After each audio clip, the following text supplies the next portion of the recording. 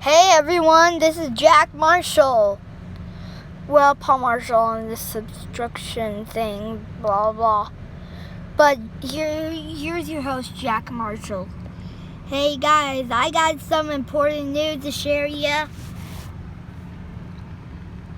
You can actually make your Echo Dot work to the car.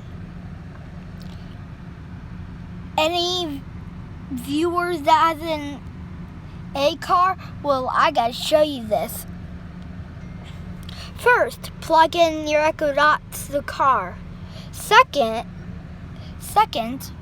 go to the Amazon Alexa app. Well, first you have to get the app. After that, you set up your Echo Dot, and you're all settled. I can show you. You may be surprised, but I'm okay with it. Alexa, what time is it? The time is 3:06 p.m. Alexa, what time is it? The time is 3:06 p.m. You see?